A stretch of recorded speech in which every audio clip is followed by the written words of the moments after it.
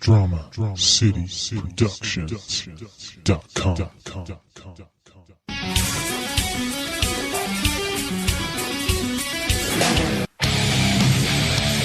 You are plugged in for the Podcast Wrestling Society, where you can get dynamic weekly pro wrestling and MMA related content.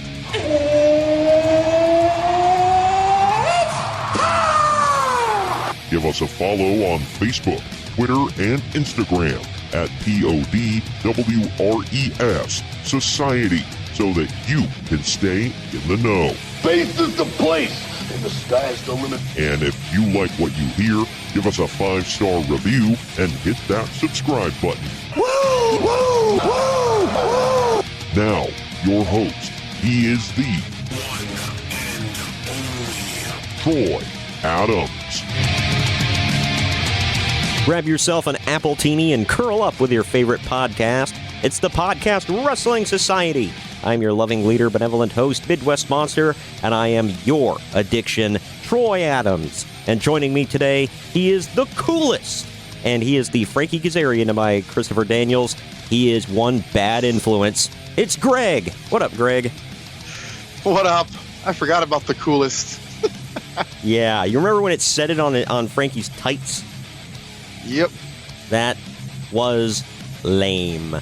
But How dare you?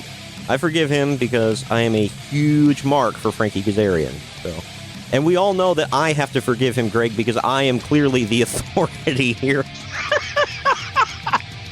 You went there. Yeah, I say that, people, because there are so many it's like, well, I don't care anyway. It's like, oh, well, if you don't care. No one does. Didn't you say that to somebody at WrestleMania, too? Yeah, that guy in front of us, remember? He's like, when Ronda was looking good in the match, yeah. I'm impressed. I'm sold. Okay, now I'm good now. Like, oh, thank God. Yeah, it's like, please, the one. Yeah, like, well, as long as you approve, we're all good here. Yeah. Oh, man, this is we're here castrating the marks apparently right out the gate, coming in hot. But speaking of coming in, why not? Yeah. Well, speaking of coming in hot, before we PG. Oh God. Now you're putting negative connotations about it in people's heads. Stop it, Greg. They were thinking it. Yeah, given our listeners, they probably were, but regardless. Speaking of which, before we get into house cleaning items and our shilling of our wares, want to say, first of all, this is the day after Christmas, so I hope you all had a very Merry Christmas, and I hope you all decided, if you haven't yet, if you want some late Christmas presents, or if you got some Christmas money, go check out our SpreadShirt store or our Redbubble store. We'll talk about that here in a moment. Before we get into all that, I do want to touch on some house cleaning items for the podcast. Greg and I have had a come to Jesus meeting, or a come to whoever the hell, you pray to meeting. And go with Jesus. Wow. You want a cigarette? You want me to light that for you, pal? Go with Jesus. Anyway, but he's a good guy. He's a good guy. Yeah.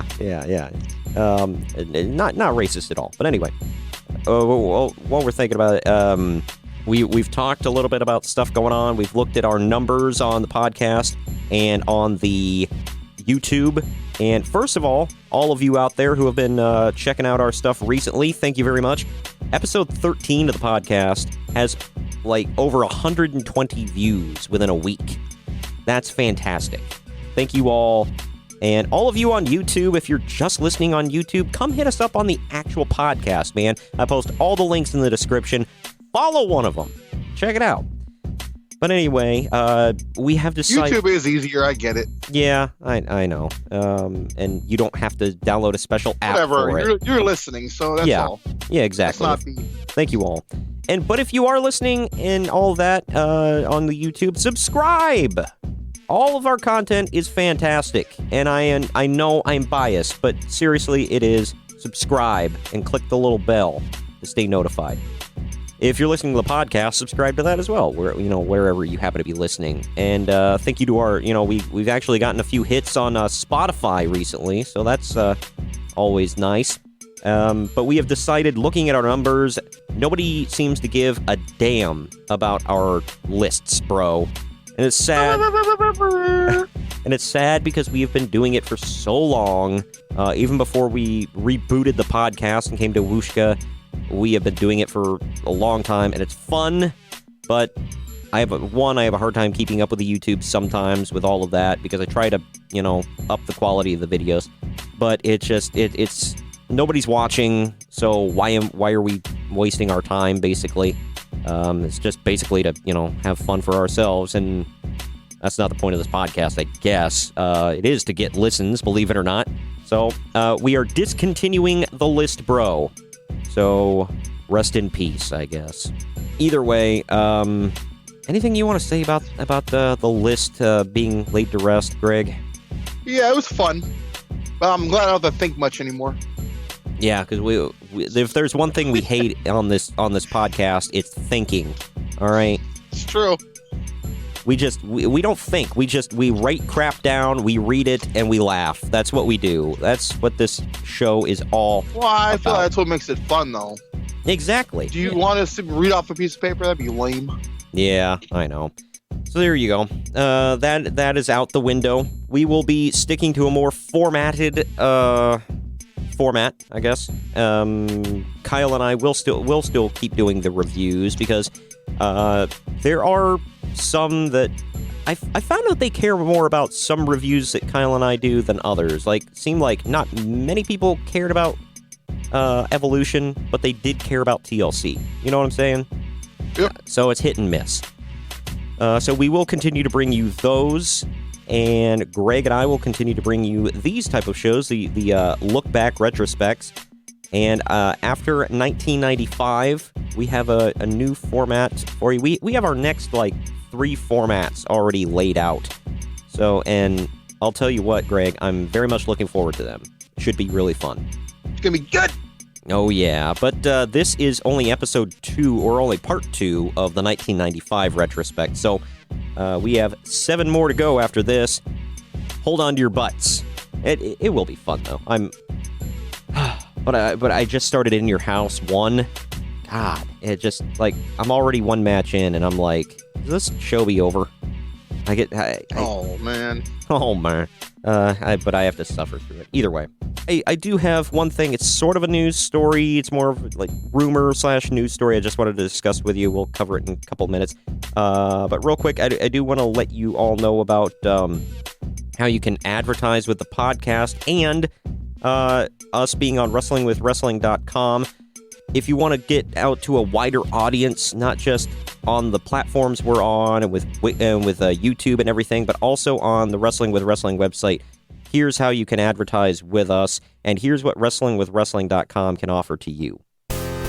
Yes, you're advertising with us here at the Podcast Wrestling Society, but thanks to WrestlingWithWrestling.com, our reach is growing every single day. There are plenty of wrestling fans out there that check out WrestlingWithWrestling.com, and from there, they check out this podcast. There's also news and reports and videos and other podcasts, all available on WrestlingWithWrestling.com, covering all 4 corners of the ring.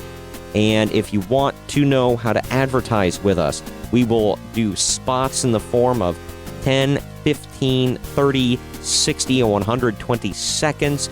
We will do live reads. We'll take promos, whatever it is you want to advertise. If it is PG, that is, go to AdvertiseCast.com/Podcast Wrestling Society. It's got all of our info and all of our rates, and you can hit us up on AdvertiseCast. And while we're talking about things that we can offer all of you, like I said, it's after the holidays, it's after Christmas, but, New Year's right around the corner, and maybe you want to get yourself something nice. Go to our Redbubble store or our shop.spreadshirt.com store. Even though Hanukkah and Christmas have come and gone, and we're moving right on full steam ahead into the new year, you can spend some of that Christmas or Hanukkah money that you got on some cool swag at SpreadShirt or Redbubble. We've got great designs on anything you want. We've got clothing. We've got accessories.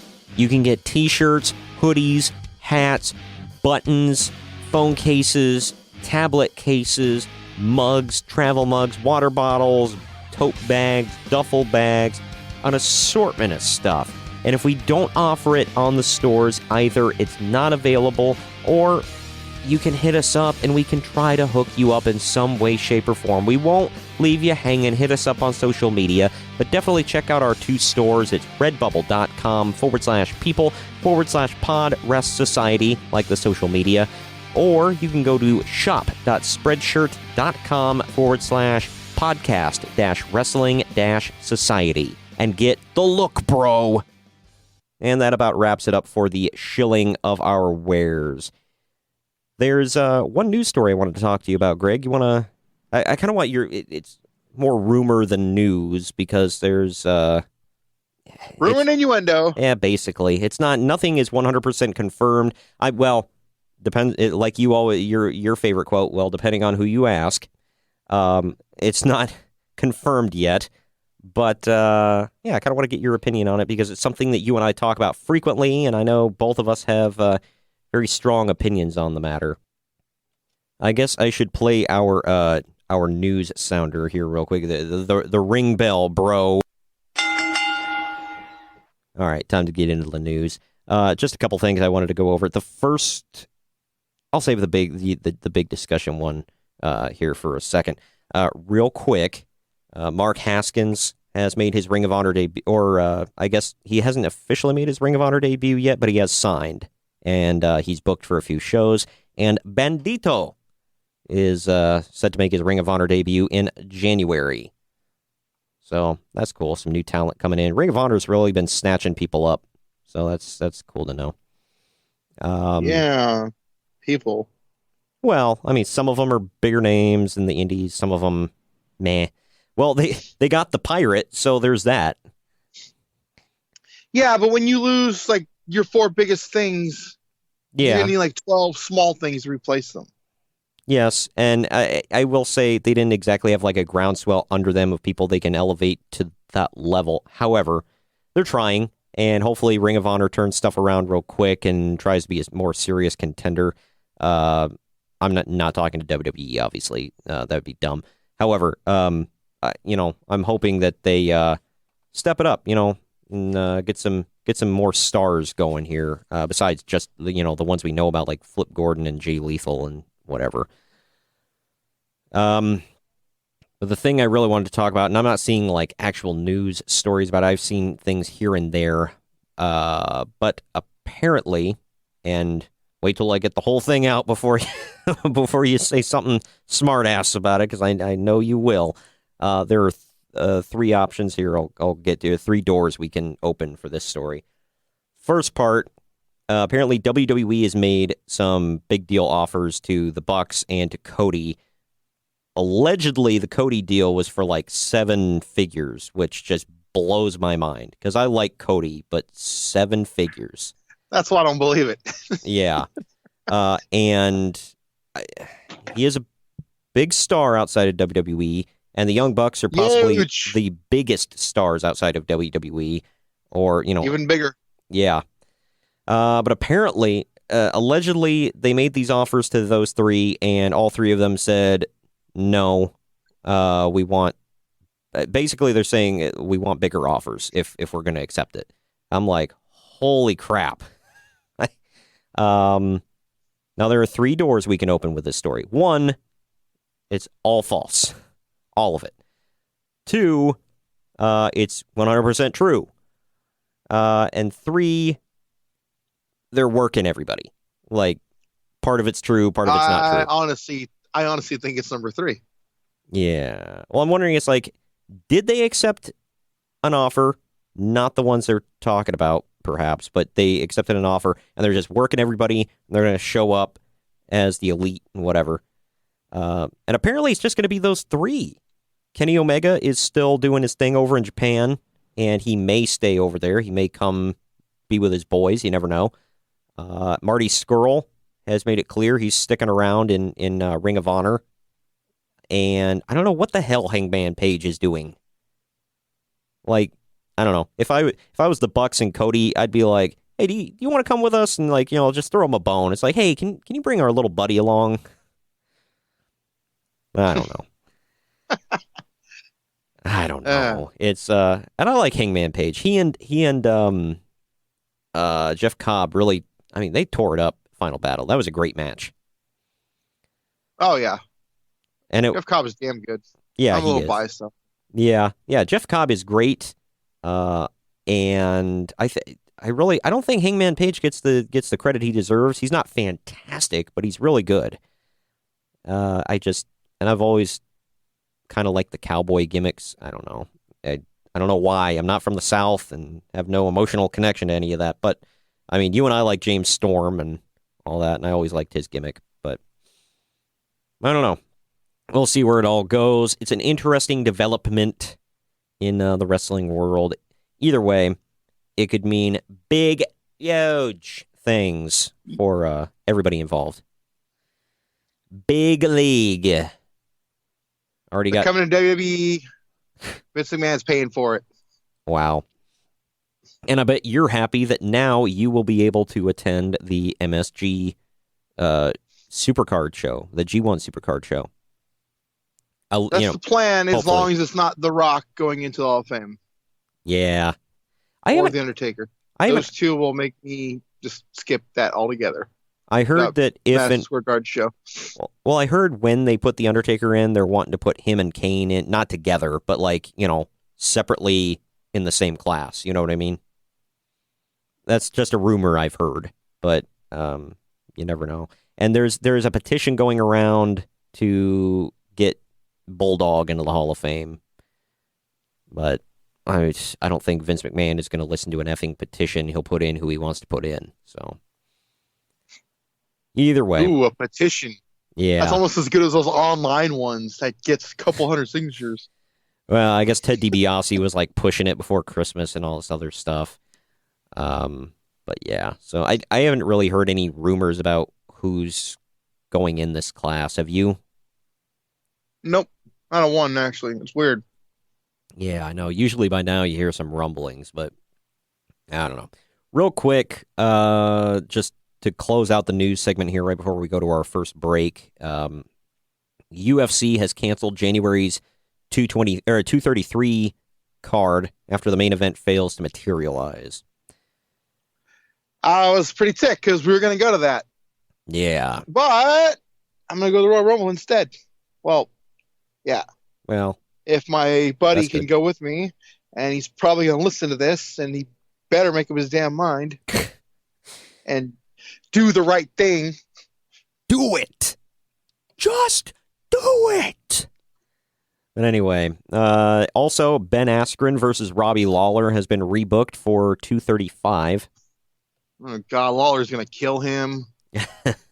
Askren sucks, man. I've always heard good things about Robbie Lawler, so... Robbie Lawler's amazing. Ben Askren's trash. The most boring fighter in history.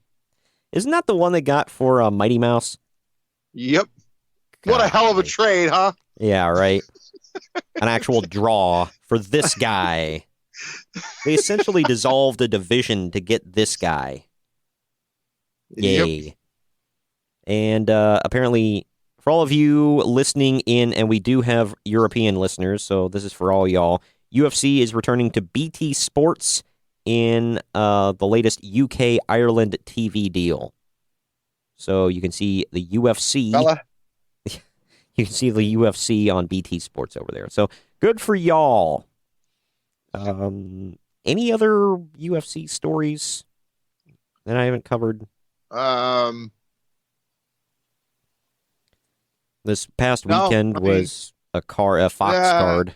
In a couple of weeks, it's going to be a big thing when it's on ESPN officially. So, I mean, that card's already set, though. Awesome. Cool. Looking forward to that. Real quick about the UFC thing. I know we already pimped our merchandise earlier, but if you are a fan of this podcast and of the UFC, we have a UFC logo inspired t-shirt for the Podcast Wrestling Society. Go check it out. Shop spreadshirt.com/podcast-wrestling-society. Check it out. It's good. Good. Also, real quick, freaking the 4 new WWE Network shows are set to air, or I guess they have aired this week, whatever. Let's see. Christmas Eve, they had a show called The Fashion Files Cold Case Unit. So there was that, if you haven't seen it yet. Christmas Day, see Xavier Woods' show, Xavier's Arcade Challenge. They will be playing retro gaming classic NBA Jam. And then on December 20th. One of the greatest ever made. Yeah, it's been a while since I played that. But yeah, it was great when I was a kid. I loved it. Tomorrow is on the 27th. It is a kitchen competition called WWE Kitchen Smackdown. It is it's hosted by Bo Dallas. It will be a cook-off show similar to Iron Chef. It will be Dana Brooke, Alicia Fox, and Curtis Axel in a cook-off. Because when I think of cook-offs, I think Bo freaking Dallas. Well, hell yeah, because when you cook, it helps to believe. All right. The guest judges will be. Everyone's gonna cheers from that one. Wow. The guest judges will be Ennis Cantor, whoever the hell that is, Noel Foley, giggity, and Mark Henry. Well, I guess if you're gonna get, I guess if you're gonna get a judge for cooking, you might as well get Mark Henry. I saw it coming. I had to. Oh man! And then to top it all off, Friday, a show called The Botch Club will air. It's hosted by. I'm intrigued by that. It's hosted by Carl Anderson and Luke Gallows. It appears to be similar to the popular Botchamania videos. The description reads: Gallows and Anderson watch acrobatic attempts gone awry and take a deep dive into the circumstances behind the infamous Titus World Slide. Oh, yes. Not sure I give a damn, but it looks entertaining. I'll say that. So that's that. Anything else you would like to touch on before we go to our break? No, I'm going to leave that alone. Keep it PG. Real quick, I see Jeff Cobb was added to the card for Wrestle Kingdom 13. That'll be good. He'll take on Yuji Nagata in a triple threat. Yuji Nagata still wrestles? He does, yes. Good grief. He's in great shape, too. It will be Jeff Cobb, Yuji Nagata, and David Finlay in a triple threat. Because apparently Jeff Cobb is replacing Michael Elgin, who is out of action with a left knee injury. And he's going to be undergoing surgery. He's actually trying out for the Toronto Blue Jays. Wait, are you serious? No, it was a story a couple years ago. Remember, he was leaving Wander because he was going to go play baseball. Yeah, because when I think baseball player, I think him. All right, well, now that we're done with all the news and we're 25 minutes deep here with all the stuff that had to be said, it's a new era before the new year. But when we come back, I know Greg has been wringing his hands with anticipation for this one. When we come back, it's WCW Uncensored 1995. Right after we tell you about some great podcasts here, besides this one, on the Drama City Productions Podcast Network. Are you ready to get uncensored, Greg? Hell no. Well, too bad. It's happening right after the break. We'll be right back. Drama City Productions presents. Hey, it's Ben here, host of the Regular Stories Podcast, a podcast where I interview interesting people about their lives. These are not celebrities. They're not the elite. These are regular people, and these are their stories. You can follow us on Facebook at Regular Stories and on Instagram at Regular Stories. We are everywhere that you can get a podcast. We are on iTunes, Google Play, Stitcher, TuneIn, just about everywhere else. Look up Regular Stories Podcast. Drama City Productions.com. Hey, it's Chris from the StatCast. Join myself, Christian, and Missy as we bring you all the gaming news you need to know. With our penchant for sarcasm, we're throwing out all the social justice bullshit and are giving you 100% uncensored gaming news and opinion. So follow us down the rabbit hole that is our minds, and may God have mercy on your ears. We are back from the break, and that means that we are going to dive headfirst into WCW Uncensored 1995, the debut of Uncensored. Roll Tide. Hell no. Not in any way, shape, or form, but we will roll crap into this. For those of you who... Oh, go ahead. No, this pay-per-view, I rewatched it again and just, wow, this pay-per-view happened. This really happened. It did. It was like a train wreck that you couldn't look away from. You were just like, you want to see everything explode in the end, and, well, it was more of an implosion, but thank God WCW managed to recover from this, and from the Uncensored the following year. We're going to cover this as best as we can here again on the podcast, but if you want a deeper dive in our initial thoughts after watching the damn thing, because I refused to watch this again. I was like, I've watched it, I know about it, I'm not watching it again. I can't put myself mentally through that. But... Twitter? Yeah. So, if you want a deeper dive after I initially watched it, go to our YouTube channel. It is in the archives in the reviews playlist, so check that out. We also review Uncensored 1996, so if you really want to torture yourself, check it out. Or don't, but please do. This event... But I will understand if you don't. Yeah. This event took place March 19th, 1995, in the historic, world-famous Tupelo Coliseum in Tupelo, Mississippi. Because when I think uncensored, down and dirty, I think Tupelo, Mississippi. The attendance was 5,782 people. Poor, unfortunate souls. Jam-packed into this damn arena. Oh, God.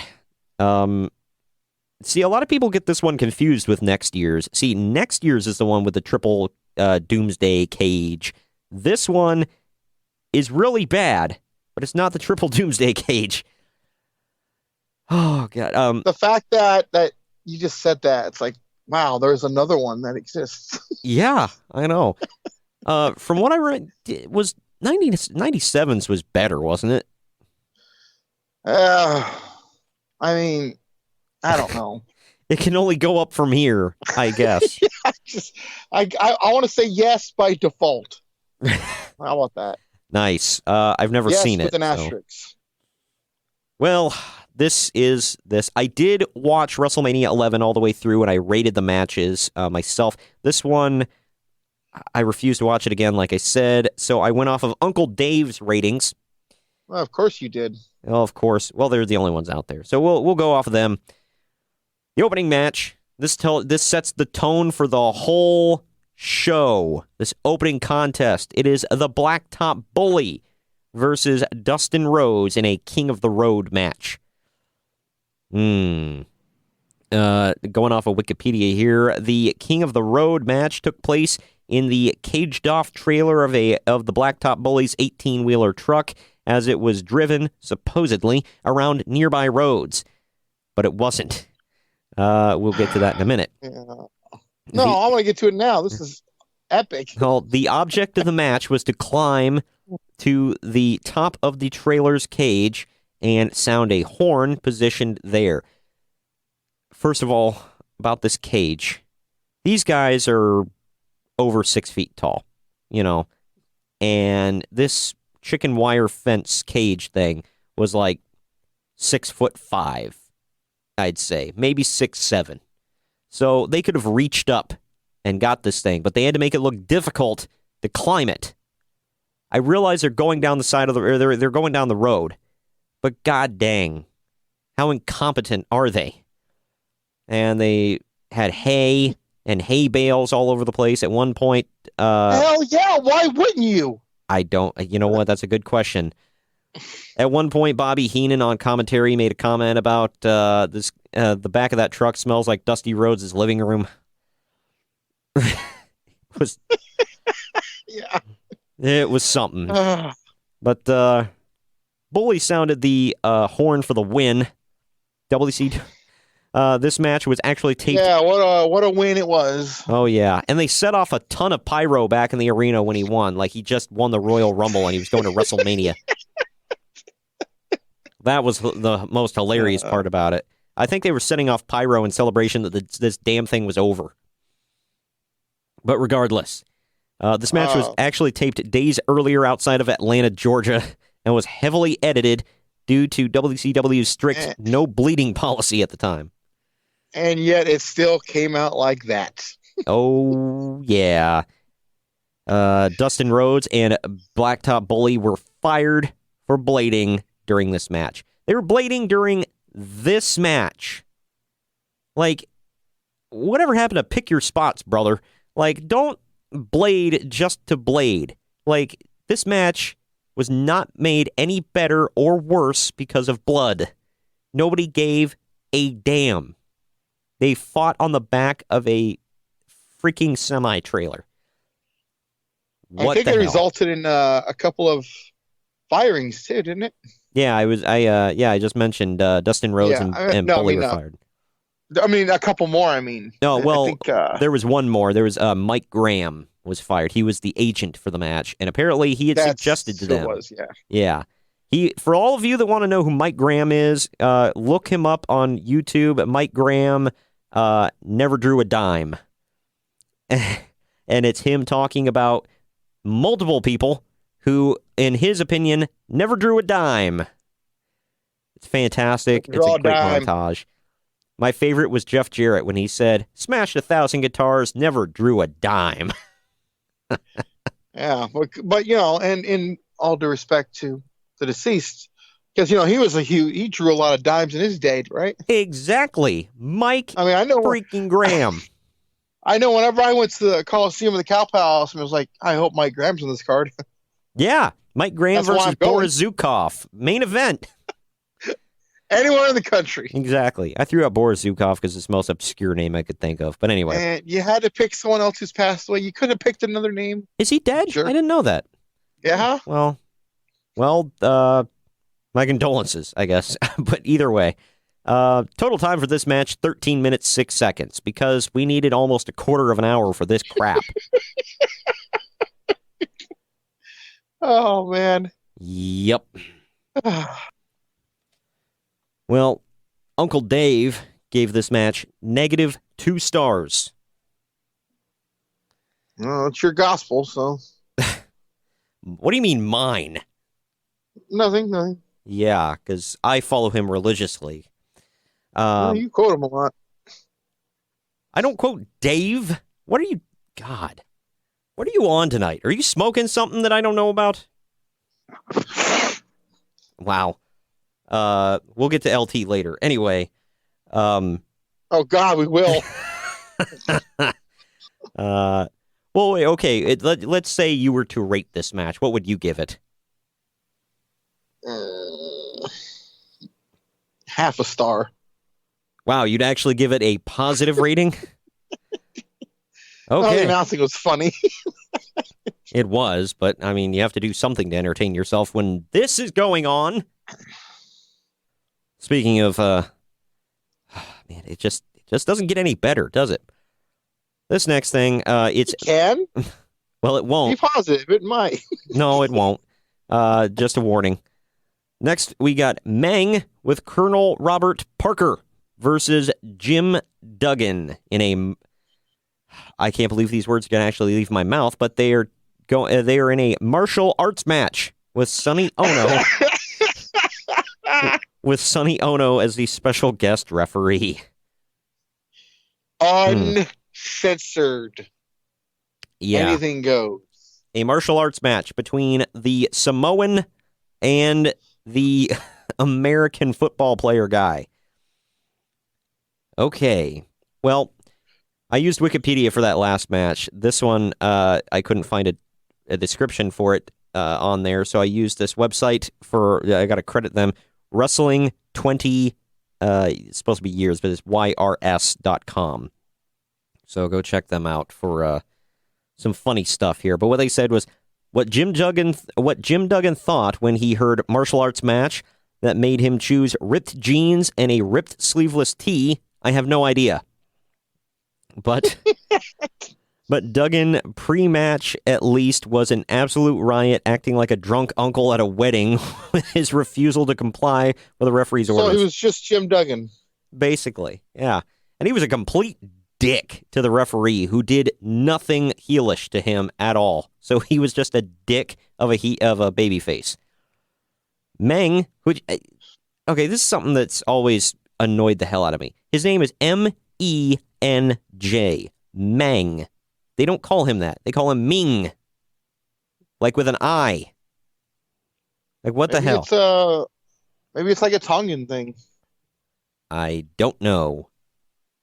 But he's supposed to be the Tongan Japanese martial arts guy. I don't know. But either way, I'll call him whatever he wants me to call him because according to everybody, he can ruin your day. Yep. But Meng, for what it's worth, sported some nice Oriental entrance wear, but one that probably cheapened his overall look. Once the match began, it turned to death very, very quickly. Duggan was laid out right at the start by a savate kick from Meng. That, in all honesty, should have been that. Meng gained nothing from wrestling in a horrible, stupid match that bared little resemblance to the martial arts concept beyond the referee's unique method of counting a pinfall. Are there even pinfalls in martial arts? Meng eventually wins after Duggan gets distracted by Parker. 7 minutes, 4 seconds. I think this was a classic. Classic turd. 7 minutes and 4 seconds was the total runtime. I think that's 7 seconds too long. Or 7 minutes too long. Again, 2 matches in a row. Uncle Dave gives it -2 stars. What do you think? You think that's right on the money? This one was pretty bad, yeah. This was effing brutal. It was just bad from the get-go. And at one point, freaking the babyface again, Jim Duggan, takes off his boot and beats Meng with it. Yeah. But he doesn't get disqualified because it's uncensored. That's the only way you can stop him.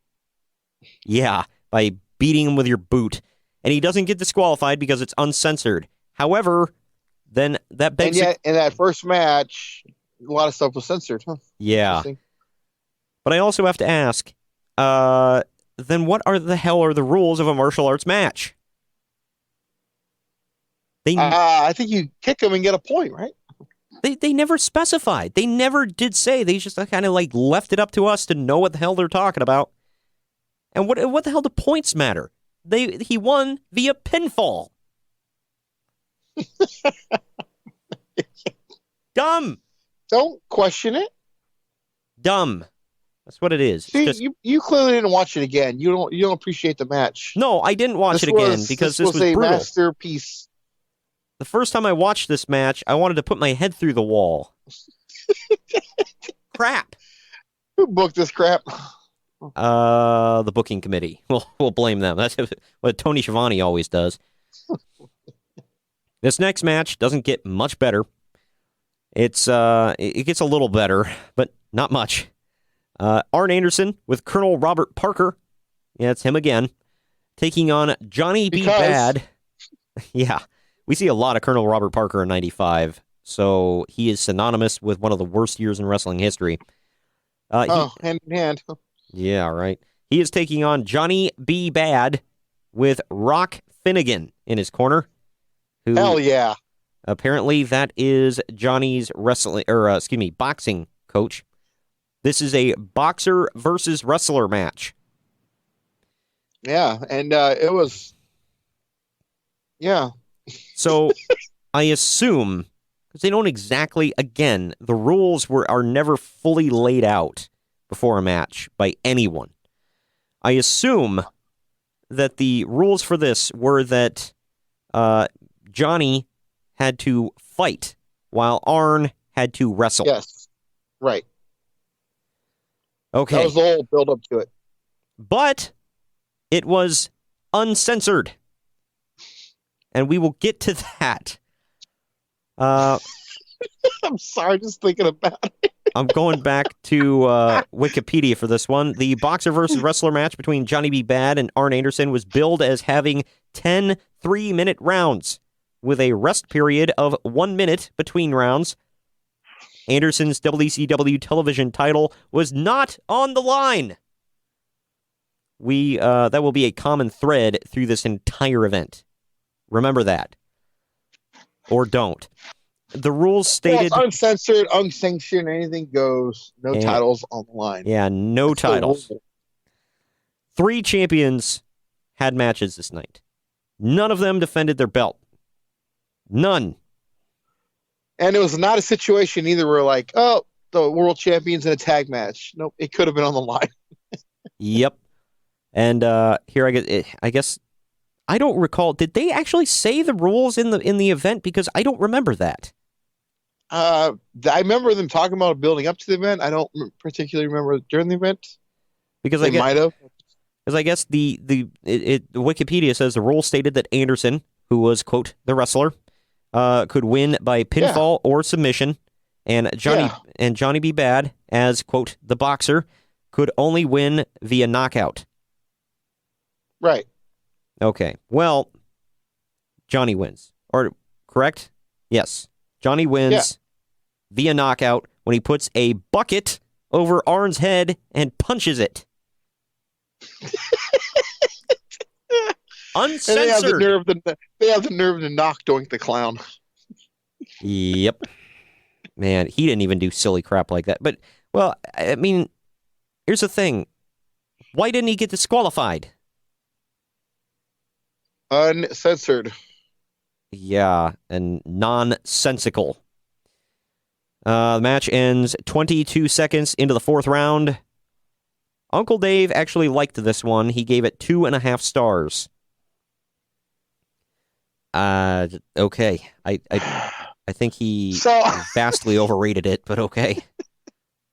He liked this one more than that last one. Yeah. Both sucked. I will say this sucked slightly less, but it was a dumb concept, and I don't believe we ever saw this ever again. Mercifully. It went to Wrestling Hell along with the Kennel from Hell match. You know what sucks, though? All these matches have some decent talent in it. You're not wrong. It's just, wow. Yep. This is really what happens when the booker gets like gimmick crazy and just craps everything up. This next one, I'm going to go off of Wikipedia and Wrestling20years.com, is Randy Savage versus Avalanche.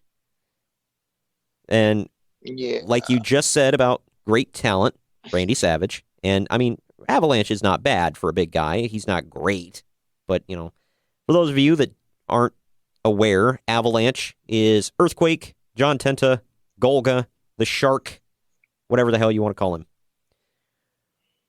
Despite the event being billed as no rules, the Avalanche wins via the Avalanche loses when he is disqualified in his match against Randy Savage after a, quote, fan attacked Savage. The fan turned out to... Let's talk about the fan, please. Yeah. I'll get to this part in a bit. And that was from Wikipedia. From Wrestling20years.com, it said, the first actual wrestling match on the show, and if I told you Avalanche dominated large parts of it, it will probably be an indication of how good it was. Ultimately, Avalanche would end up being attacked by, well, they got it wrong. Avalanche was not attacked. It was Randy Savage that was attacked by a woman at ringside. That woman was Ric Flair in drag. Yes. You're damn right. Ric Flair. He went all out, wig, dress, lipstick, and eyeliner, mascara, everything. He couldn't just wear a mask. Why? I don't know. Because it's uncensored, pal. Yeah, and this match is thrown out Macho is Avalanche is DQ'd. And a show called Uncensored. You guys haven't seen this match? Go watch it. It's something just for Ric Flair alone in the dress. You need to see this. Well, that's not the end of Rick for the night. We'll get to that. And the beatdown continues until Hulk Hogan runs out to make the save, and then the referee calls for the DQ, and Savage wins. Total time, 11 minutes, 44 seconds. Uncle Dave gave it 1 1/4 star. So, below average. I thought it was okay. Up until that weird-ass ending, it was okay. Man. I'm just reminding myself again about how bad this was. I watched it a couple days ago and prepped for this. Just, wow. I pity you. Well, this next one is a weird one, and we'll get into the reasons why. Not because of a stipulation, but for other reasons. It's Big Bubba Rogers versus Sting. This was after Big Bubba was the boss and the guardian angel, and then WCW got sued because that was too similar to the Big Boss Man, so they just made him Big Bubba Rogers again. And it makes you wonder why they just do that to begin with. Yeah, I don't get it. Like, look, we know you were here before, and you had a pretty good run as Big Bubba, but we like your WWF stuff better, so we're going to rip it off wholesale. It's just, okay. Calling him the boss just made me laugh. Did you ever hear, sidebar real quick, that Andre the Giant did not like him being called the Big Boss Man? Yeah. He was rather offended because he was the boss. But I guess Boss Man was so likable that Andre just kind of got over it. Well, going back to Wrestling20years.com, it says, the first and only properly decent wrestling match on the card.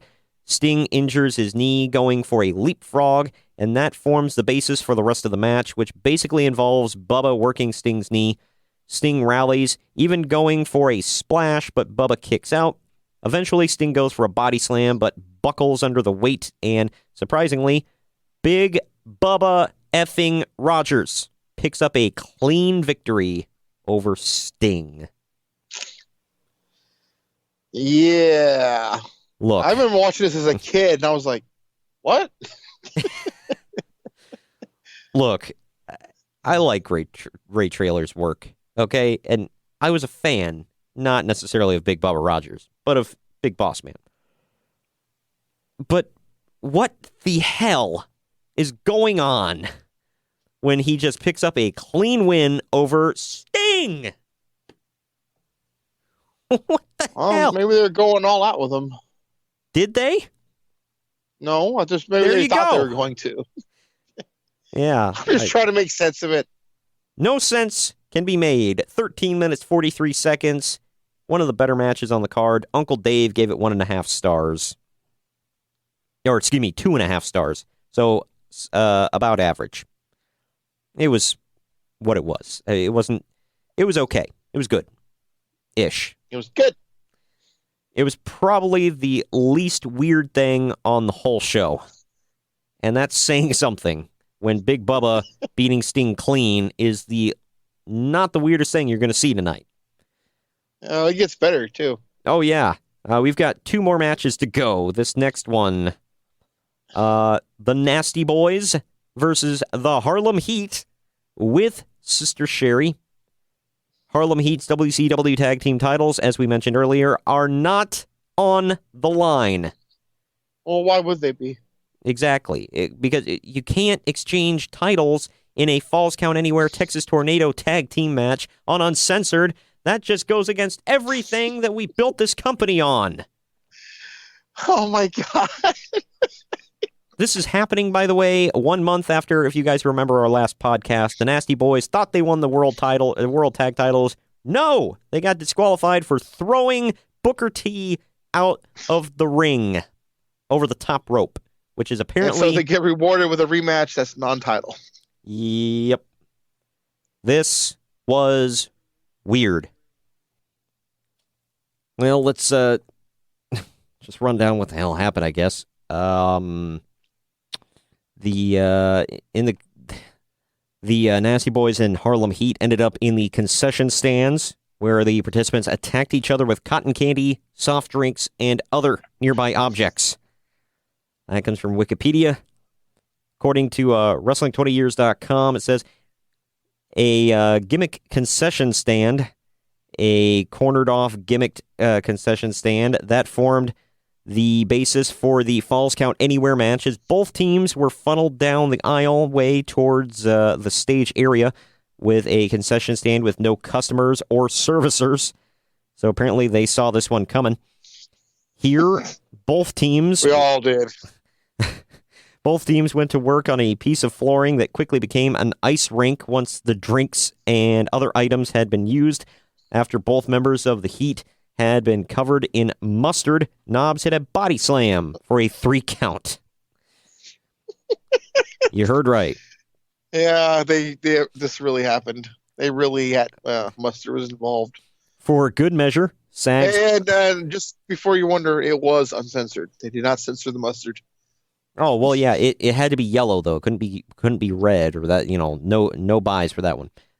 For good measure, Sags pushed Sherry across the floor, who loses her footing and slams hard into the ground. An absolute mess of a match that was almost comedic once they got to the concessions area. An indictment of WCW's issues at this stage that they couldn't use anything with any actual violence. 8 minutes, 43 seconds. Yeah, it was. The commentary was fun, I'll tell you that. It's a little funny that this match had a team called the Nasty Boys in it, because this match was nasty. And by nasty, I mean horrible. Uncle Dave gave it 2.5 stars, so he said it was average. If I remember right, this was the highest rated match, I believe, wasn't it? No, actually, the main event was. Oddly enough. But the main event's garbage. It's Uncle Dave, man. So it was also garbage. Okay. Wow. Let's get into it, I guess. Hulk Hogan versus Vader. Hulk Hogan had someone in his corner. We'll get to that in a minute. It is a leather strap match. Ah, God. Because, so Vader can't escape, even though he did. Hulk Hogan's WCW title was not on the line. Because why would it be? Exactly. Before the pay-per-view, Hulk Hogan's manager, Jimmy Hart, was kidnapped and tied up at an undisclosed location by Vader and Ric Flair. During the match, Jimmy Hart escaped and joined the Ultimate Surprise, who turned out to be the Renegade. Hell yeah. He was there for his buddy Hulk, because we know the long storied history between Hulk Hogan and the Renegade. It goes back 3 whole weeks, I believe. Yeah. During the match, a masked man appears and attacks Renegade before returning to the back. Why, I don't know. Hogan was then given the win over Vader when he dragged an interfering Ric Flair and touched all 4 turnbuckles, despite Flair not being the legal opponent in the match. There were also a couple of pin attempts in this match, too. Yeah. And the referee did, in fact, count. Because nobody knows what's going on. After the match, a masked man appeared again, seemingly siding with Vader and Flair before unmasking to reveal himself as the Macho Man, Randy Savage, and embracing Hogan. Oh, swerve, bro. Oh, yeah, swerve before the Swerve Master came, man.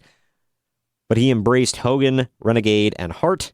Savage had tied up the first masked man backstage, who was revealed to be Arn Anderson.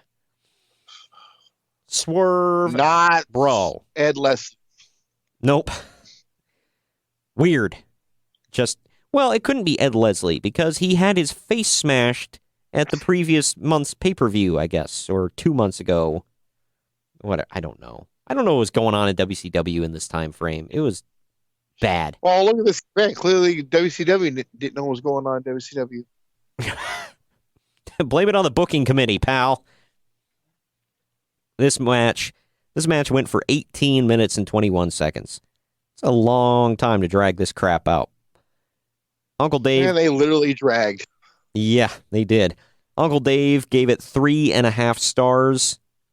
What the hell? Weed wasn't even legal in Cali back then. Doesn't mean he didn't do it. I guess, well, that is true. Just what the hell?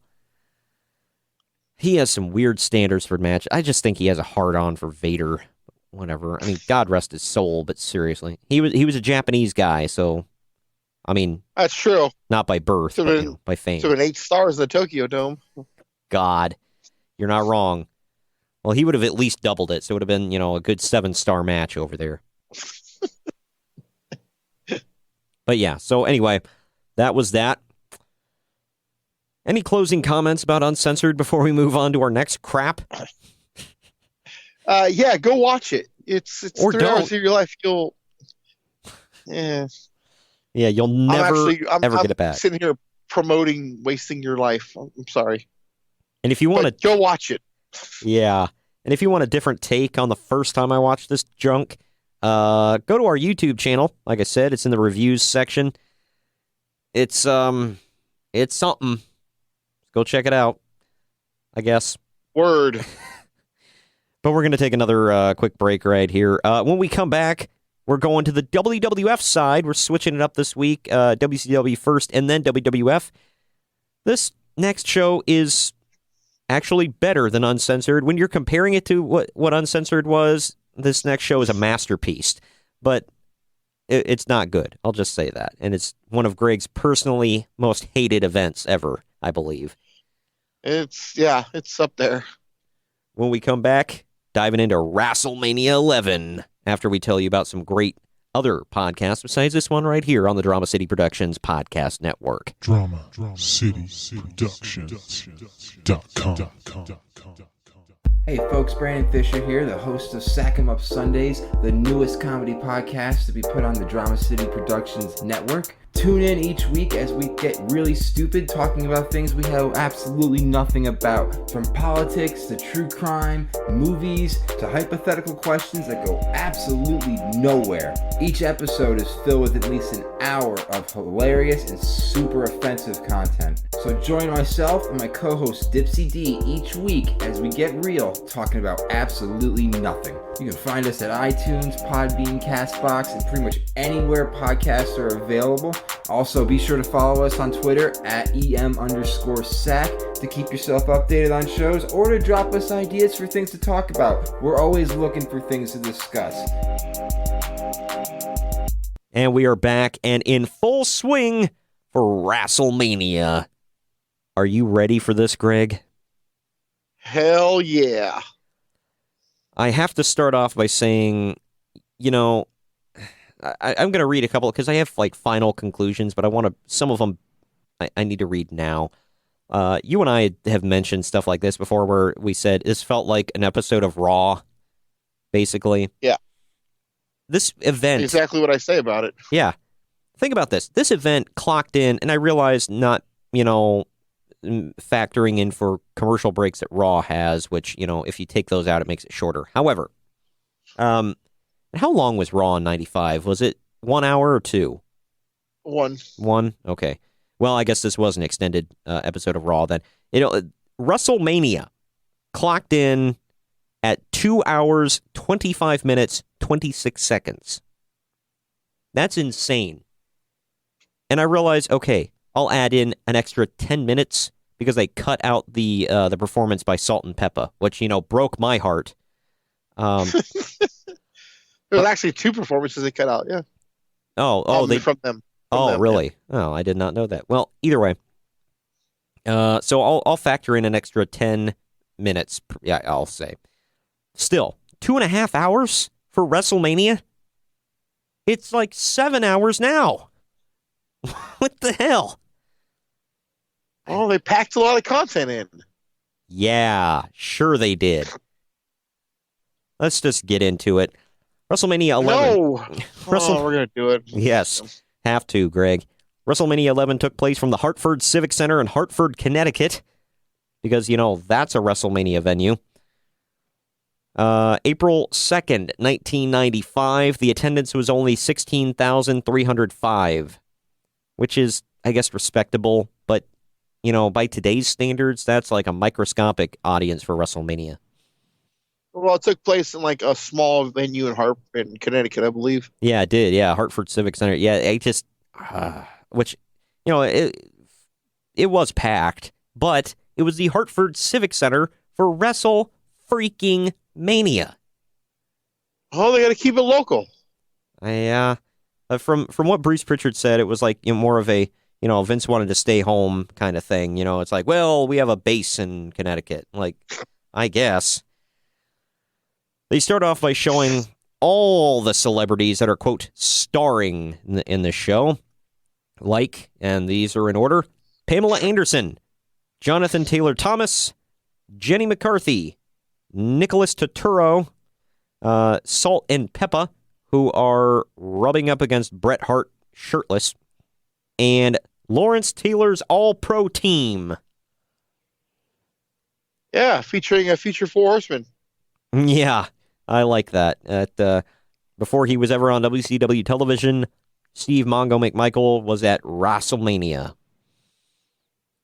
Some random woman. I think he might be the first guy to be at WrestleMania and at Starrcade. Perhaps. Well, yeah, he was. That's a hell of a stat, huh?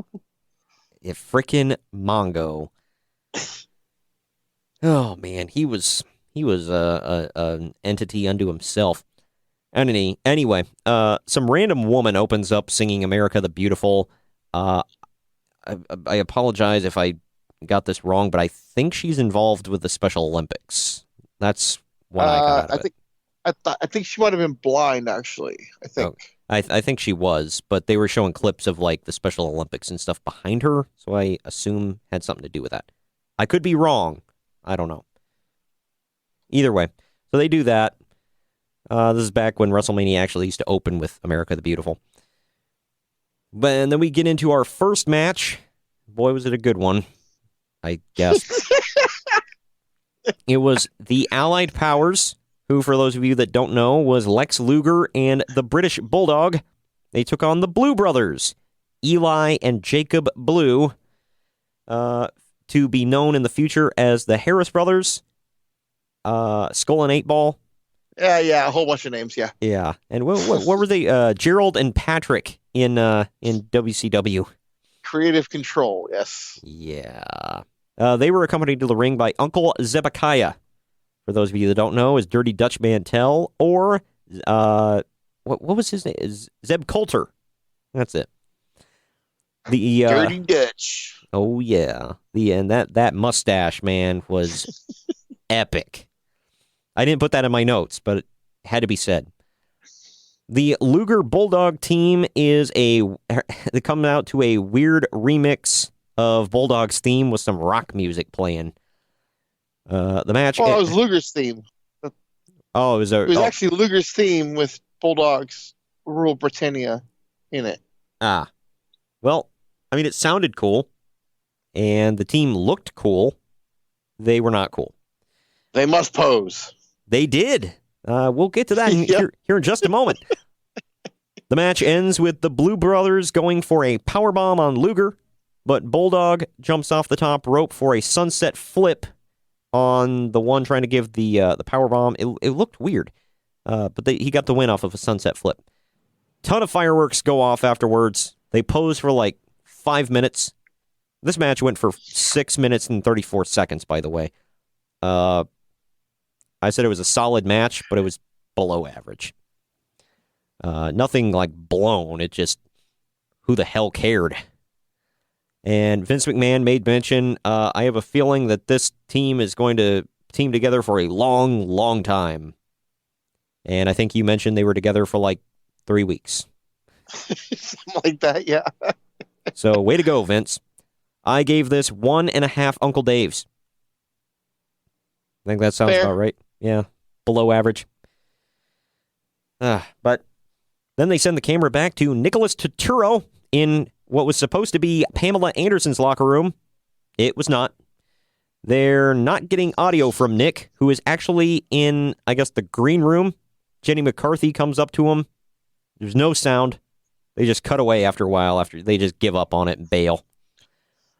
That was... Did that with the whole event. Yeah, that was a sign of things to come. After a 6.5-minute match to open up the show, they blow off a ton of pyro for the winner, and then they go to that. By the way, both of these events, opening match, somebody wins, let's blow the pyro, guys. Like, it's the opening match. Calm down. But the audio... Why would you want pyro for the Allied Powers, man? Come on. You know what? You make a good point. The audio problems continue as they send it back to the 1-2-3 Kid doing the talking for Razor Ramon. Why, I don't know. Because, if you're going to have anybody talk for Razor Ramon, it's got to be Sean Waltman. Not saying... Well, before he had his chain-smoking voice. Yeah. Well, not saying that, Waltman was a bad promo, but it's Scott freaking Hall. Come on, guys. Either way, we can barely hear what the hell he's even saying because the audio is just, it sucks. Whoever the audio guy was, I hope they fired him. Well, throughout the night, trying to play up the heel of Jerry Lawler, Vince McMahon's like, Jerry Lawler's been wreaking havoc on our audio equipment here. Yeah, and that's Lawler's it. Playing it up like, oh, yeah, I'm doing it because I'm mad at you. I wish he would have wreaked havoc on Vince McMahon's mic and shut him the hell up. His continuation of what I said last month, his commentary was brutal. Bad. Just bad. But we get a rematch from the 2 months before. It was Jeff Jarrett now defending the Intercontinental title against Razor Ramon. Jarrett had the roadie in his corner. Razor had 1-2-3 Kid in his. Razor is wearing like a baby blue attire that outside of this match, I don't know if I've ever seen him wear that before. And the Kid is in some weird black kimono with a dragon on it. Yep. I guess to let everybody know that he knows karate. Karate. Razor. It's karate. Wow. He doesn't know karate, but he knows crazy. Razor rushes in and beats up Jarrett before posing, and then the pyro goes off. Let me beat him up first, then shoot off the pyro. This happens once again later in the night with the Click. We'll get to it. Razor gets Jarrett up for the Razor's Edge, and Rhodey comes in and chop blocks him, leading to a disqualification. The 1-2-3 Kid then gets in and hits him with a spin kick, hits one on Rhodey and then Jarrett. They double team him after that, and then beat the crap out of him. Jarrett locks him in the figure 4, and finally Razor gets up and breaks it up. Jarrett may have broken his nose because he's bleeding like crazy from it. Do you remember that? Of course. He had a ton of blood coming out of his nose. I don't know. I was just like, what the hell happened? Because I don't remember it. I mean, unless Kid legit kicked him in the face, which is entirely possible. I said, you disagree with me, but you're wrong. I said this was much better than their Royal Rumble match. Yeah, no. I gave it 2.5 Uncle Daves. It lasted for 13.5 minutes. I don't understand why the IC title match ends in a DQ at WrestleMania. Because further evidence of what we were saying, it was an extended episode of Raw that they just slapped the WrestleMania logo on. But now, take 2. Send it back to Nick Turturro. He's backstage. Real quick, a real fun fact if you think about it. Every person in that match was either part of DX or the NWO at one point. Wow, you're right. That's, yeah, that's crazy. They'd all go on to do some decent stuff, so. And not in this company. Oh, well, I'm sorry, the roadie did. Right. I guess Jarrett did, kind of. Jarrett was also in the Horseman. Oh, God. Who remembers that besides you? Anyway, let's take 2 to the back. Nick Turturro is backstage again in the green room. He says he can't find Pamela Anderson, so he's just hanging out in the green room. Then Jenny McCarthy comes up, and then Shawn Michaels grabs the mic and says Pam is with him, and he's going to be the WWF champion tonight. And then Sid cuts a crazy psycho promo, because apparently Sid's going to be in his corner tonight. So there's that. Bodyguard. Yep. By the way, spoilers, they kept talking about Pam Anderson all night. The show is starring Pam Anderson. We see her one time, and she says nothing. She's the star of the show. That's WrestleMania 11 for you. And this match, this next match. She makes her presence known. Well, so do the girls. Anyway, this next match, oh my gosh, remembered fondly. It's King Kong Bundy with Ted DiBiase versus The Undertaker with Paul Bearer. Ooh, not one of his better WrestleMania matches. What are you talking about? He's facing he's facing the walking condominium. You're right. I'm sorry. I take it back. The man it was epic. The man who looks like Humpty Dumpty in a singlet. He's giant, white, round, and he shaves his eyebrows. You don't get much more intimidating than that. Yeah, he could be wearing just a singlet. That'd be intimidating. I mean, just suspenders, tights. No singlet. Oh God, let's not talk about that, please. Well, you asked how I can get more. I guess. All I can think of. Yeah. Here we go. The Undertaker randomly takes possession of the urn back from DiBiase after like 2 minutes into the match. DiBiase then walks away up the ramp. I thought he was just like dejected and he was leaving, but no. Kama comes out for Ted and takes the urn back from Paul Bearer. He picked on little Paul. Then Kama gets grabbed by the Undertaker, and then Taker gets attacked by Bundy. Kama then takes off, and Kama tells... For those of you that don't know, Jim Ross was like doing interviews with people as they were leaving all night, like up at the top of the ramp. And Kama tells Jim Ross that he's going to melt down the urn and wear it as a chain around his neck. That was epic. By the way, for those of you that are keeping up with the Christmas watch-alongs on YouTube this week, we make reference to this in one of those. Stay tuned. Yeah. Undertaker. He said stay tuned. Oh my God. Yeah. Hashtag stay tuned. Undertaker body slams Bundy and then wins with a flying clothesline.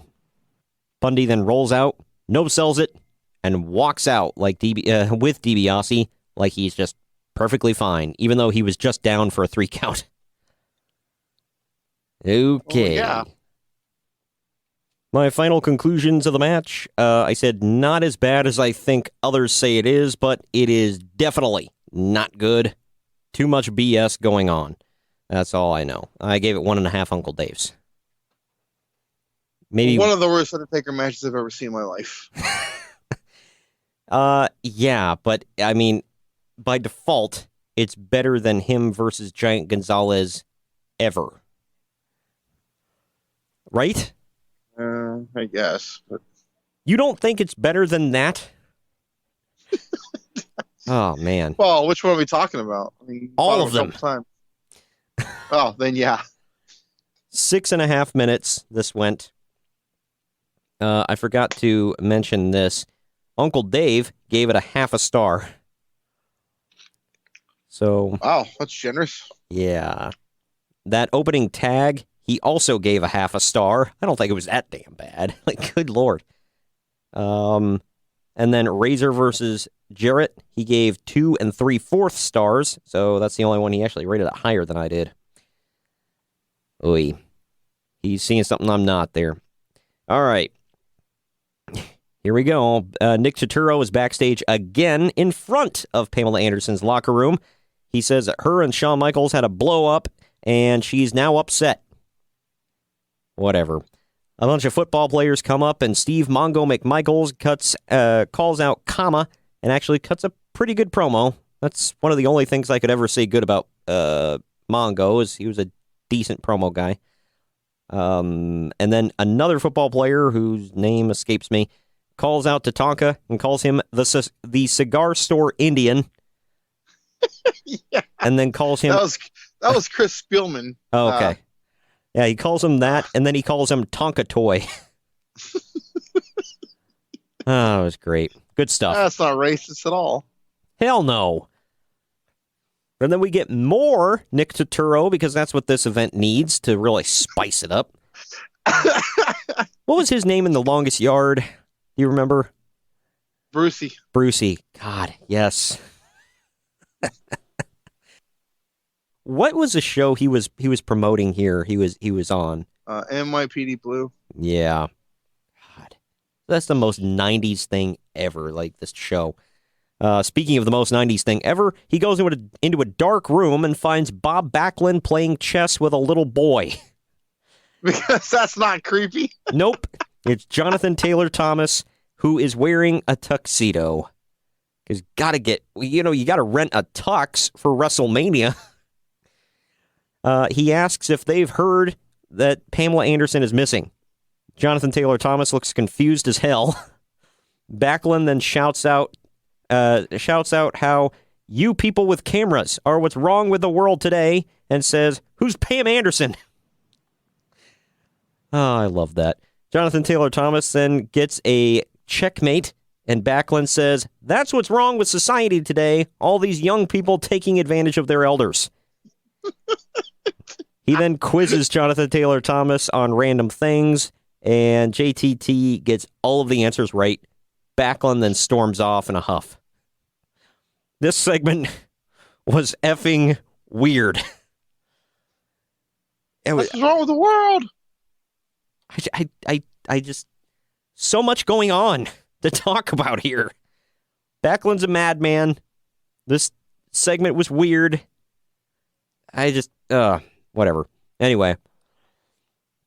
Next up, we get the Smoking Guns defending their tag team titles against Owen Hart and a mystery partner.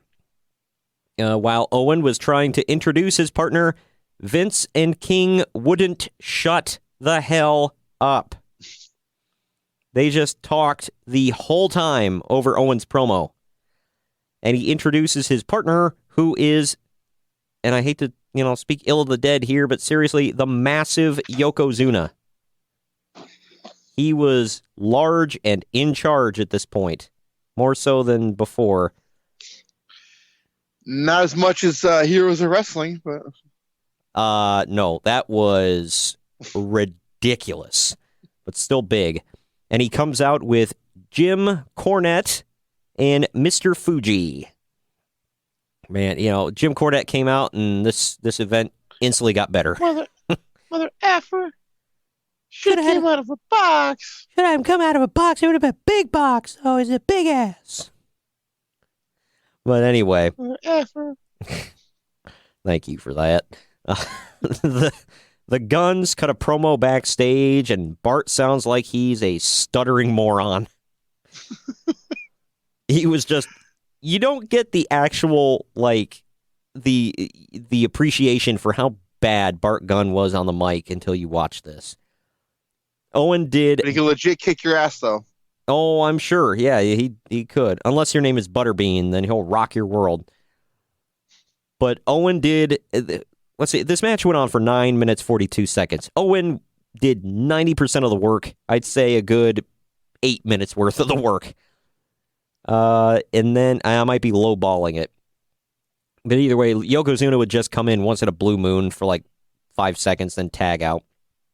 When Yoko hits Billy with the bonsai drop, he literally drops his taint on Gunn's chin. I felt so bad for him. Owen teases the sharpshooter on Billy, and then just pins him. I was like, what did I just watch? Crap. Yeah, basically. Conclusion. The Guns were a great team, And Owen had his working shoes on. Not spectacular, but it was decent for what the hell it was. Yoko was blown sky high for a total of 2 minutes of in-ring action at most. 1 3/4 Uncle Dave's. And Uncle Dave actually gave this 2 stars, so he rated it higher than I did. Next, they catch a shot of the Stridex blimp flying over the crowd. My question was, why is a blimp needed in a mid-sized arena? Am I wrong? For effect. I don't guess. know. It looked weird. It had a camera in it, which had worse quality than their hard cam.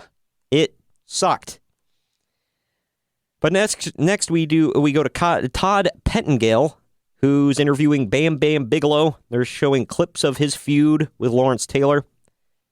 And then Rowdy Roddy Piper is introduced as the special guest referee for the next match. A black dad is holding up his white son in the crowd. I don't know why. I just thought that was funny that they showed that in the crowd. Anyway, next we've got the amazing I Quit match. It was Bob Backlund versus Bret the Hitman Hart. Backlund comes. God, I hope you're being sarcastic with that great. What do you mean? This was fantastic. Yeah. Backlund comes out with no music. The roof blows off for Bret Hart. He's massive over here. King asks Vince McMahon at one point, who did Bret beat at WrestleMania 8? And Vince yells defiantly, the British Bulldog. And King says, what? It was Roddy Piper.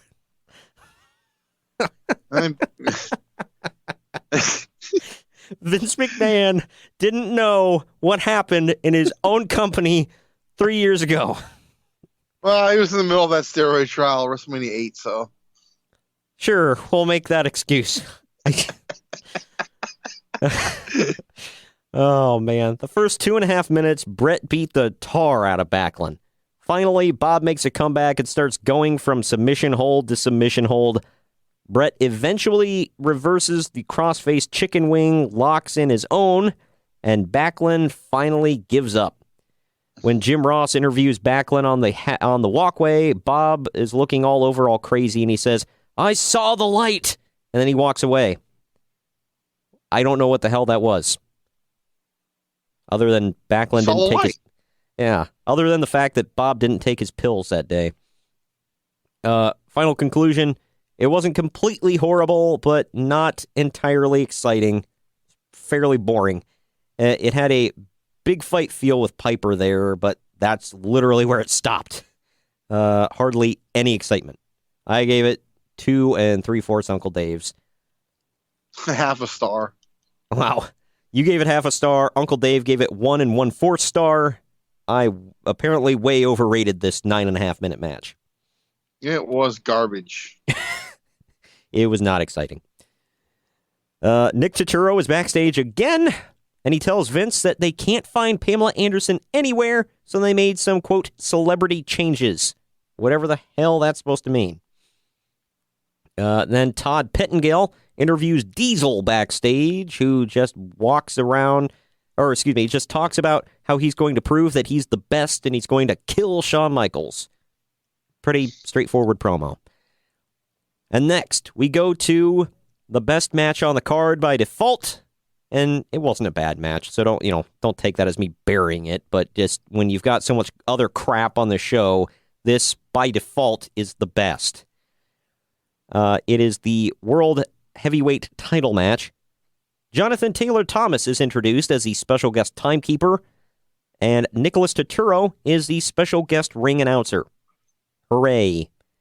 And then finally, we get Shawn Michaels coming out with Jenny McCarthy and Psycho Sid, and Diesel comes out with Pam Anderson. She's here. They're here. I mean, she's here. Sorry, I was more excited. Shut up. Sorry. But anyway, for Diesel being the, quote, lowest drawing champion in history, the crowd sure lost their crap for him. He seemed pretty damn over. Michaels got body dropped. Did he come out of a box? He should have. Damn well should have, man.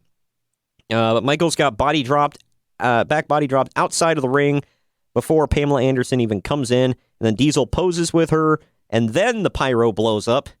That's what I mentioned earlier about we'd see that again with the click. HBK plays keep away through the first few minutes of the match, but Diesel usually gets the better of him. Shawn works Diesel's ribs most of the match. Earl Hebner twists his ankle jumping outside, and then Michaels hits sweet chin music and covers Diesel, but Hebner can't make the count. Finally, Sid throws Hebner into the ring, and Diesel kicks out at 2.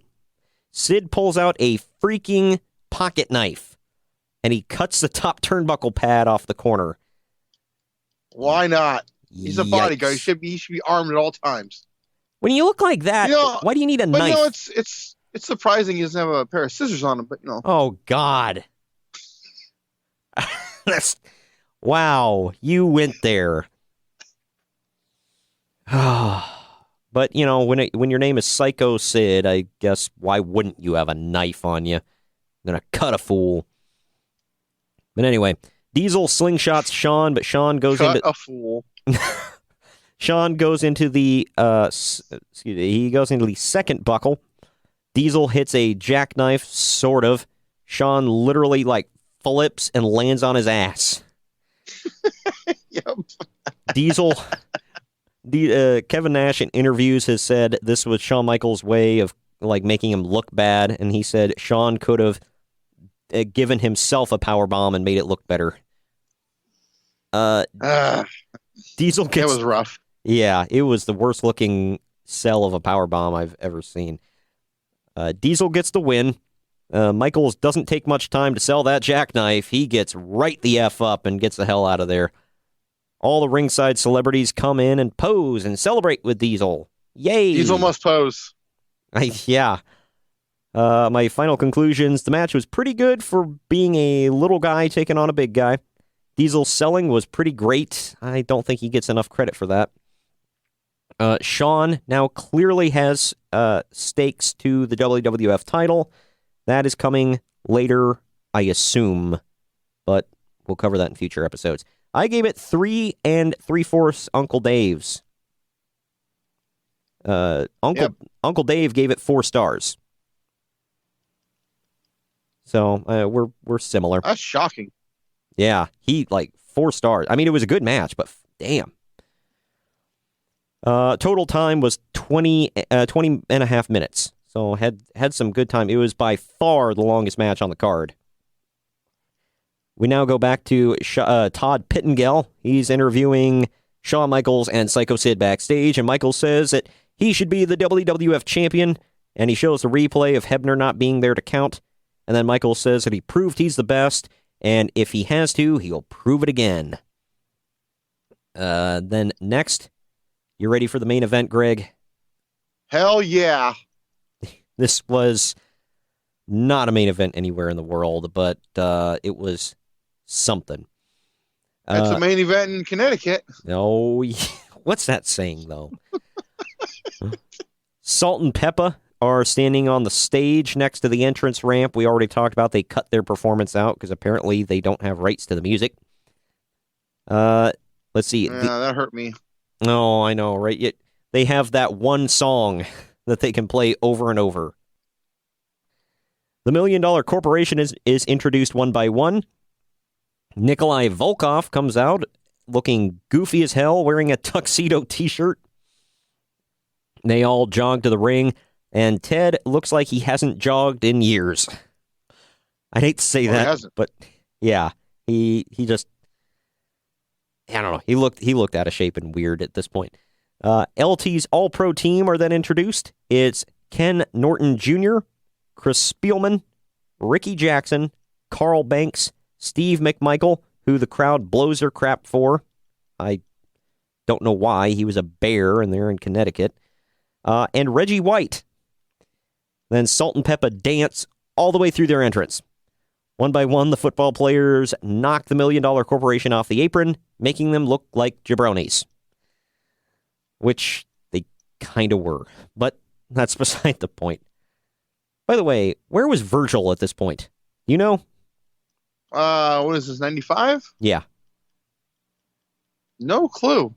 Yeah, because he wasn't in WCW yet as Big Vince, and he wasn't here. I don't know, maybe he was getting autographs or giving out autographs outside the Walmart. I don't know. Oh my God! Maybe I don't know. Maybe he was trying to get a free Olive Garden dinner that night. I don't know. He had better places to be. I can't believe you said that. I just buried the hell. We just got one in. I just buried the hell out of Virgil. Should I feel bad about that? Hell no. Yeah, I was gonna say I don't. So whatever. I guess it's time we talk about the actual match here. It's Bam Bam Bigelow versus Lawrence Taylor, wrestler versus football player. Was this a lumberjack match, or were they just standing around the ring? Yeah, just standing around the ring. Okay. Well, special guest referee was Pat Patterson. I don't know why. Maybe to help LT limp through the match. In case anything went wrong. That's my guess. Yeah. Because it wasn't really, like, advertised or, like, really built up or anything like that. They made mention of it a couple times. The crowd... that reminds me real quick. Somebody didn't mention that baseball was on strike during this. Baseball? And I think the referee of The Undertaker and King Kong Bundy match was the actual MLB umpire. Oh, yeah. I think that was the match that... This may be a record, by the way. 3 guest referees at one WrestleMania. Yeah. I think that was the match that Bruce Pritchard was talking about where the guy was, like, trying to, like, he was trying to tell The Undertaker, he's like, well, since I'm an umpire, that's my gimmick, so I'll come up and, like, you won't break when I tell you to, so I'll chest bump you. And Taker's like, no, you're not.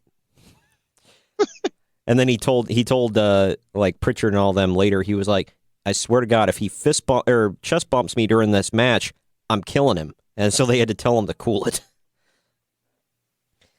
I'd be afraid of The Undertaker. But anyway, the crowd blows their stack for LT. I guess he was the one they paid for, paid to see. He comes out to some weird jazz music. There's a lot of jabber-jawing to start this thing, and then LT goes in hard with some knee strikes, punches, and a clothesline to Bam Bam out of the ring. Bam Bam tries to ambush LT. LT dodges and nails a bulldog before picking him up and punching the tar out of him. Them punches looked real. They did not look like working punches. There's almost a confrontation between the football players and the $1 Million Corporation outside. Then Bam Bam finally gets control of the match. LT gets control back, and then Bam Bam cuts him off. LT finally hits a high and tight-looking back suplex. Looks like he about killed Bam Bam. But Bigelow gets up again and cuts him off. LT looks like he's blown just sky high at this point. I get it. It wasn't intended to be a double entendre when I wrote it, but it is. That reminds me, kids, don't do drugs. But yeah, he looks like he's just sucking wind hard. Bam Bam hits his moonsault, but it is the ugliest looking moonsault ever. It's more of just like a... It's less of a moonsault and more of like a cartwheel in midair. But it looks like he lands on frickin' Taylor's head. But LT kicks out, and Bam Bam looks like he's hurt for some reason. Kicked out, damn. But Bam Bam looks like doing his own moonsault hurt him. Well, you said it was ugly. Yeah, it was. LT comes off the ropes and nails a gut-wrench suplex. After a while, Bam Bam cuts him off with a jumping enziguri. Keep in mind, Bam Bam Bigelow is massive, and he hit a jumping, unassisted enziguri. He was awesome. Let's see. LT comes back with some forearms and then a shoulder that looked painful as hell. He then hits a huge clothesline and a flying forearm. Then comes off the second rope with a flying forearm to get the pinfall victory. the football players then all come into the ring and they lift LT up on their shoulders, and then LT's kids get in the ring and he celebrates with them. Oh man, my final conclusion was LT was clearly blown up and he had to be helped by his buddies to the back. And Bruce Pritchard... This is a defensive end, by the way. Yeah, think about that. And he was in great shape. Bruce Pritchard said when he got to the back, they had to give him oxygen. That's bad. Taylor wasn't terrible, but not the best celebrity wrestler ever. Should have never been the main event of WrestleMania, in my opinion. I gave it 1.5 Uncle Dave's. And it went for 11 minutes, 42 seconds. Now, that's my rating, 1.5. Uncle Dave gave it 2 3/4 stars. Wow. Yeah. That's uber generous. That's insane. What would you give it if you had to rate it? Maybe 1. Wow, you rated it less than I did. I at least bumped it up 0.5. It sucked, man. It was brutal to watch. I will say this, though. LT was a lot better than he should have been, but yeah, not saying much. He looked like a guy who has never wrestled before. And when you're in the main event of WrestleMania, that's not good. And like I said, we've mentioned... Why does he get a WrestleMania main event right away and Ronda Rousey doesn't? Beats the hell out of me. Here are my final conclusions here. Like I said, Vince's commentary was brutal, as always. His unnatural laughing sounded just as bad as Seth Rollins' heel laugh. Ha ha ha! It was weird. The multiple celebrities getting so much screen time just seemed like it was way too much. With the most popular New York giant out there being in the main event, why wasn't this show in New York? I know. They were in effing Connecticut. That's close enough, I guess. Sure. We'll go with that. That just seemed like an obvious. I don't know. This show sucked. I hate saying this, but why Bam Bam? Poor guy. Well, he was in a tag team tournament, bro. At the Royal Rumble. All of a sudden, he's in the main event of WrestleMania. I know, and he took the pin at Royal Rumble after falling off the top rope. He didn't even take a move. He fell, and he got pinned. And now he was down for a long time before he got pinned, too. I know. Freaking, I could have had a smoke in the time waiting for him. He looked like such a dork. And I like Bam Bam. He should have been much more than he was, in my opinion. But at this point, he was not a superstar. Why was he main eventing WrestleMania with Lawrence Taylor? Because reasons. This match should have been in the middle of the card. Hell, I'll say put this match before the title match, even. Sure, whatever. Just a nice little novelty. But this was, imagine, what WrestleMania was that it was Mayweather and Big Show? Was that 23? 24. 24, okay. Imagine that. Closing the show. Just imagine it. Do I have to? Just what the freaking hell? 1995 strikes again. And we're only in pay-per-view number 2. Mm-hmm. Well, yeah, let's actually look. Think about this, Greg. Just think SummerSlam's coming up. Don't remind me. Think about this, Greg. Undertaker and Edge, that goes first. Main event, Mayweather and Big Show. That's closing the show, damn it. They literally did the reverse of WrestleMania 11 at WrestleMania 24 because it was Mayweather and Big Show What? They probably recognized their error. Yeah, because give them a break.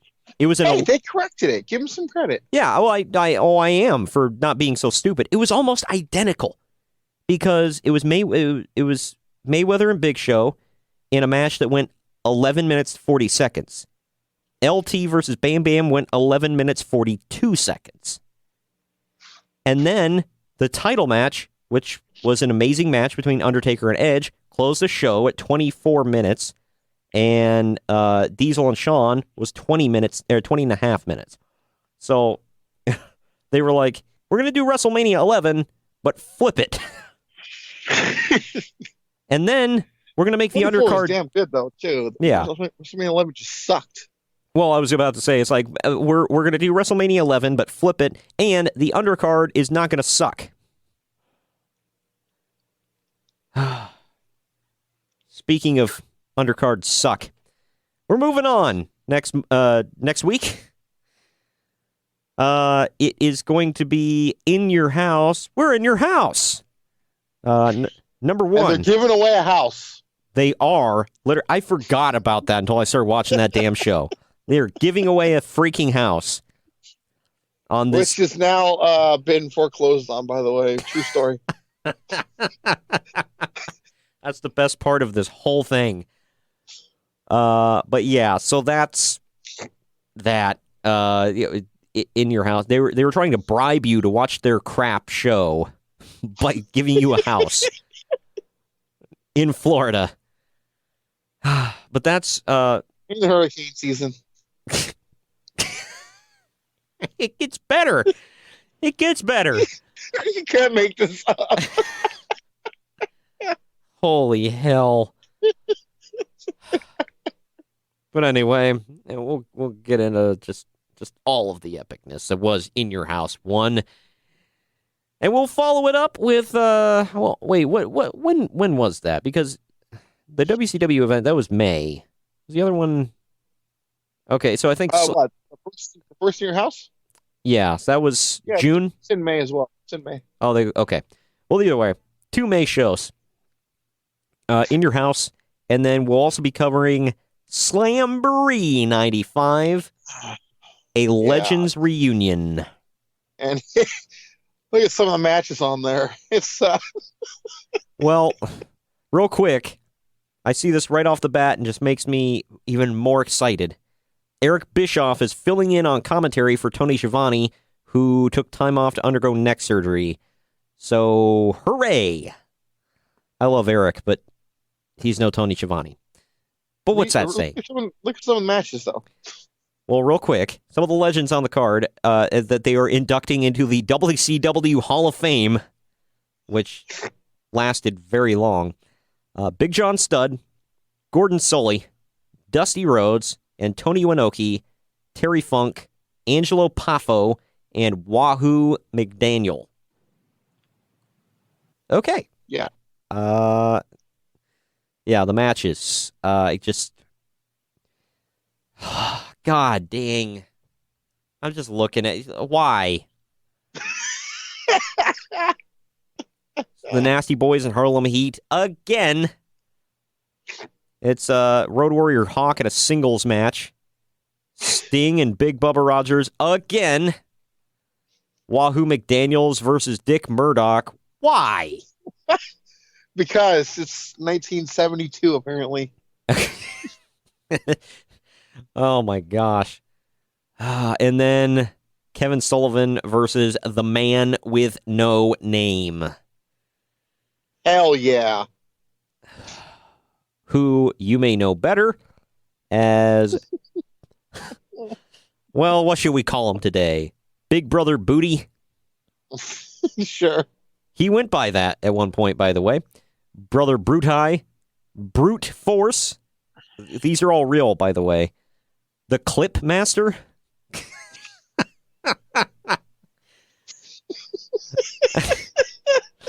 Dizzy Hogan. Ed Boulder. I assume that's because Hulk Hogan used to go by Terry Boulder. Eddie Hogan. The Mariner. What? God, I'm done. I'm done. No, you're not. There's a lot more. Yeah, there are. I'm just going to let it go. Brutus the effing Barber Beefcake. I like how his future gimmick that's coming soon, we'll get to, he was billed as from the land of yin and yang. He was like black and white too. Yeah, but the F is that. Keep in mind, by the way, in that gimmick, he was featured for a couple seconds in the movie Mr. Nanny. For what that's worth. That was a classic, man. I want to go watch that. Watch right now. Yeah, turn it on. Hey, for all of you, if you're all done, we're wrapping up the podcast. Turn on Mr. Nanny right now. I thoroughly recommend that movie. It's because, okay, I'm going to say this. I watched it as a young child, and I loved it because I'm like, hell, Hulk Hogan's in a movie. I like it. As an adult, I thought, I'll watch it again just to see what it's like. And I was just like, I wanted my money back, and I watched it for free. I wanted the direct phone number for Hulk Hogan so I could cut a promo on him about how much I hated this movie and how much I wanted my money back, hoping that he would mail me a check. It didn't work for him, brother. Yeah. That movie didn't work for me, brother. God dang, that movie was awful. The main villain had apparently crushed his skull, so he had like a metal plate head thing that when he made loud noises, it rattled and gave him a migraine. Not making this up. This was real. You can't make this is real. Up. Yeah. This was no Suburban Commando, I'll say that. Which wasn't exactly a 5-star classic, but... You know who goes commando? Naked Midian. I thought you were going to say the Booty Man, which would also be true. But, yeah. Naked Midian goes in the buff. Got it in there. Yeah, well, we'll be seeing Naked Midian's, what was he, his kayfabe cousin? Yeah. Later on this year. That's another callback to one of the watch-alongs we do this week. Go check it out on the YouTube page. It's Christmas themed. Before you watch it, we should warn you: don't watch it. No, do watch it. Pull up your WWE Network. You will. Well, I'm not going to say you won't regret it because odds are that you will regret it, but it's fun. It's funny. The odds are in your favor. They are, yes. It's just bad. But anyway, go watch those on the YouTube channel, like I said, for a deeper dive into Uncensored 1995. If, this one here didn't satisfy you, and I don't know why it wouldn't have, because we already spent entirely too much time on that damn show. Go check it out on YouTube.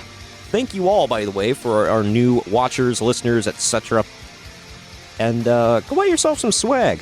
shop.spreadshirt.com/podcast-wrestling-society or redbubble.com/people/pod-res-society. Thank you for joining me today, Greg. Yeah. Thanks for making me miserable. This was effing brutal. And it was a long one, but there was a lot to get into, especially with WrestleMania. And we will see you all next week. Later.